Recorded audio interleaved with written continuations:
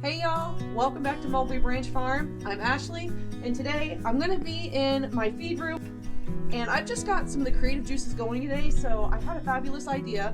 I found a couple of things on clearance at Hobby Lobby and figured I can use that in my supply room. One of the things that I ended up finding at Hobby Lobby on clearance was this adhesive tile. It is just really cool. I think I'm going to use this on my workbench over here. You guys have probably seen it in the past. It's where I do a lot of my record keeping. I put milk supplies up there if I'm doing deworming or hoof trimming. A lot of my supplies sits up on my workbench. And it also acts as a place where I keep all of my medicines and all of my supplies that I need for goat keeping. And the bad thing about it is that the top of that workbench is kind of like, it just feels a lot like cardboard, and it stains, and it's got a lot of stains because I've had milk up there, I've had dewormer, I've had just about anything you can think of medical-wise for goats up on this workbench. And quite frankly, it's disgusting. It's been disgusting for a really long time. And I really wanted something to make it easy for me to wipe off my workbench, but also look pretty cool. And I think this looks pretty cool. It was pretty cheap. I got this box for $11.99 on clearance, and it is fabulous. So I'm going to go ahead and I'm going to clean off my workbench, and I'm going to go ahead and get these adhesive tiles, and I'm going to put them on the top. I can't stress enough how important it is to be able to keep a nice, clean workspace, even in your barn. When you're doing any type of maintenance that can end up being messy, which, let's be honest, most maintenance for livestock is messy. It's nice to have a surface that you can clean off quickly. And when I picked out my workbench for my tack room, I didn't really think about that. Did not think about that at all. I was really about the storage from the top and the storage in the bottom to keep all of my different medical supplies for my goats.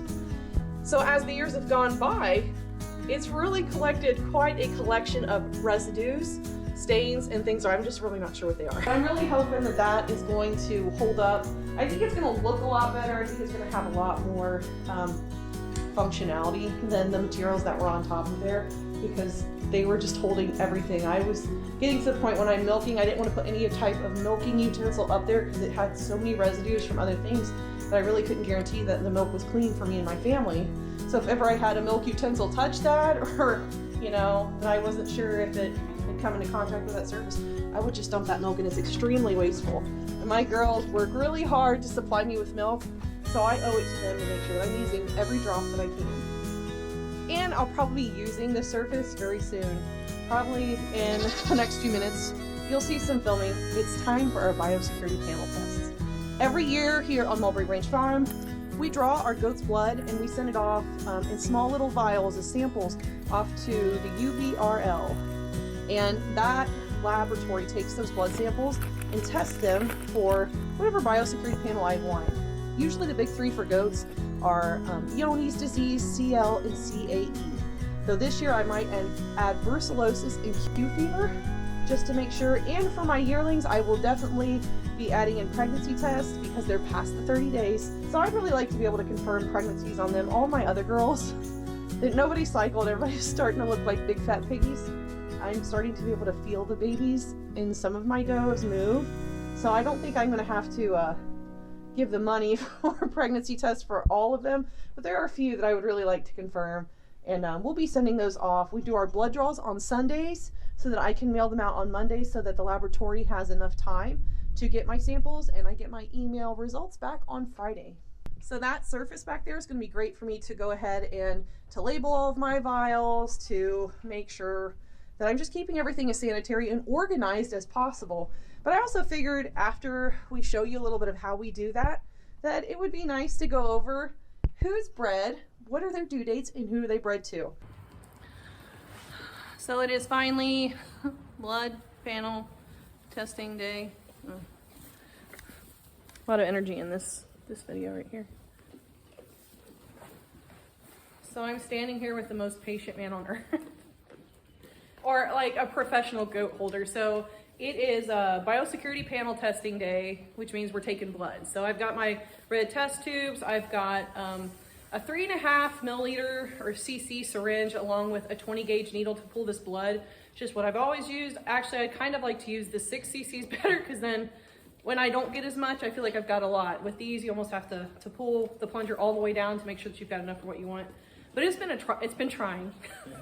It has been trying. I'm not really in practice, even though I think we've already gotten through 10 does. Yeah. Something like that. We've already gotten through 10. Still have their winter coats. Yeah, so it's really hard to feel jugulars when they still have so much fluff on them. And then they struggle more, which makes his job harder, which then we're both frustrated and the goat's frustrated. So it's been a really interesting day, but we still have 6 does to do and $3. So yeah, one thing we definitely do though is if we're struggling with the goat for a little bit, we'll give it a break. Yeah, I mean, we'll let her go. The frustration level rises. It just never works out well. Because then we're all frustrated. Yeah, they can almost tell when we're frustrated too. Because we've already taken a couple of, we need to back away breaks. Even that waste of needle, it's worth it just to get everything done right. Yeah, the cost of the needle versus the cost on your mental stability while you're dealing with these animals. All right, they're not really. This one goes right. Yeah, that's Opie. Opal. All right. The little ones I'm hoping are easier to feel. Yeah, well, the little ones are actually a lot easier to feel, I think.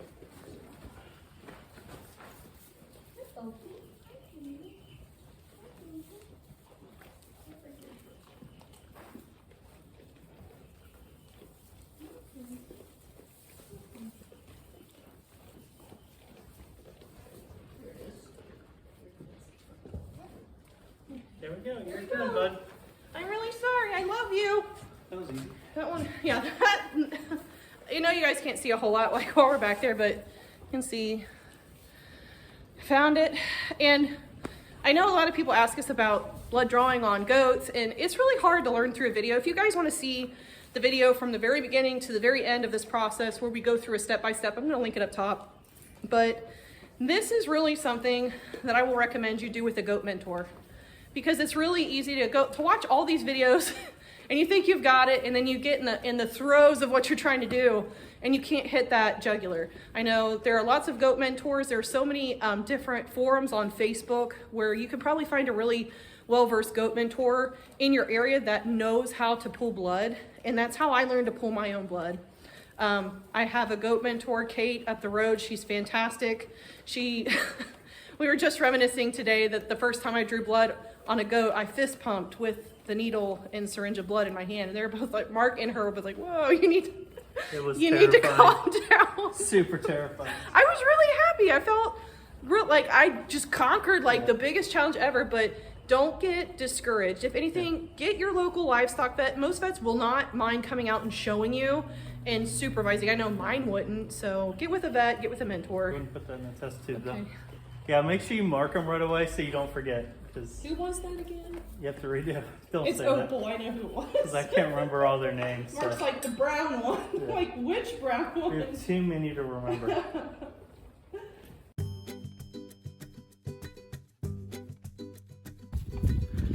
First up for our kidding season is going to be my blue-eyed girl, Tiana. Tiana was bred to Willie, who is actually Willow's son from last spring. She's due on March 14th. After her, we have Sweet Willow. Willow was bred to Flu. I love the kids from this breeding last year, and I'm hoping for does this year out of these two. Then we have Merida. Merida was the first doe bred to Lovebug. This will be his first kids on our farm to hit the ground, and she's due on March 26th. Next up is Sunny, and she was also bred to Lovebug. I think it's pretty cool because her and Sky are half-sisters, and they share a due date to the same buck. Next up would be Haley. Haley is due on March 31st. She was bred to Flu. I'm really excited about this pairing. I could see some really strong dairy kids coming out of these two. Mossy also shares the due date of the 31st with Haley, and she was also bred to Flu. Next is my sweet Pinky. Pinky is due on April 3rd. I'm hoping she's going to give me some birthday babies, and she was bred to Flu. Then my sweet shy Blackberry is due on April 9th. She was also bred to Flu. Then the most naughty little goat who couldn't wait to be bred last year finally gets to become a mama this year. Rosie is due on the 12th, and she was also bred to Flu. Next is Belle, and she's due on April 22nd. Belle was also bred to Willie. Then we have Finicky Miss Rapunzel. Rapunzel actually has two due dates. Her first due date is May 3rd, and her second due date is May 14th. She was bred to Willie. And last but certainly not least is Miss Molly. Molly is Mossy's kid from last year. She grew out really, really well, and I bred her to Lovebug. She was the only one out of our yearling does, Opal, Mo, and herself, that actually caught during breeding season. We just got a lot of girls out here today enjoying the beautiful weather that we've been blessed with. Spring is definitely on its way. If I had any doubt, the last couple of days have been just blissful. The weather has been blissful, and my girls, all my pregnant girls, are out enjoying their sun. They're just bathing in the sun, relaxing, but boy, they are singing the song of their people when it comes to being pregnant.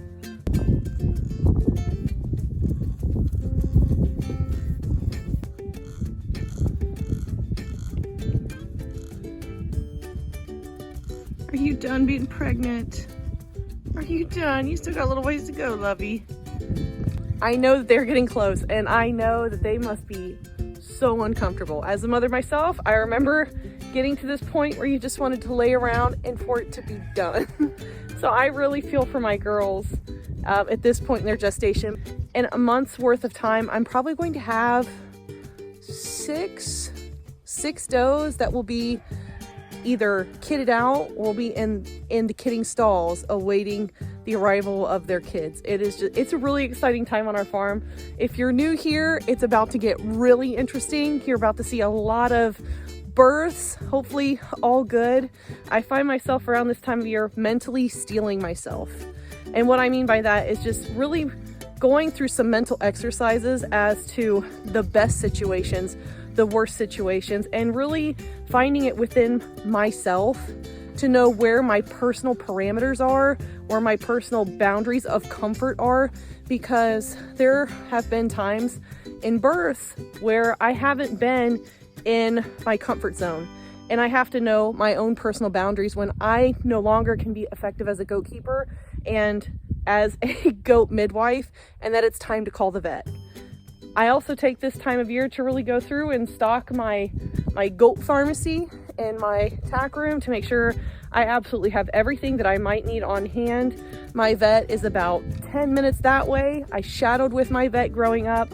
I've been in a lot of really stressful situations with him. We have a really great working relationship as vet and livestock steward. Oh, the bees are out. Hello, bee. You want to come say hello? I'm gonna come say hello to them. She's all over me. Hello, yes, hi. Hello. It's about to be spring. And I also take this time where I'm gonna start setting up my kidding pens. I'm going to start making sure to go through a checklist of what I need in my birthing kit. Do I have all of the appropriate medications, not only for birth, but for care for my does and my kids after the birthing process is done? And it can be a really crazy, hectic kind of year where I find myself shelling out a lot of money, but this is just a time of year too that I do a lot of heavy restocking. And by the time you guys see this video, we might already have kids on the ground. We're really excited. I cannot wait to capture as many births as I can because I really like bringing you guys along on this journey. It's something wonderful to watch life being born into the world on a farm. It's sometimes the happiest season, but it can also be a sad season sometimes. But we're hoping for the best. We're gonna do the best we can for our goats while they're laboring and the best that we can for kids once they start hitting the ground. But I can't wait to bring you guys along on this journey. I hope that you all decide to stick around for it.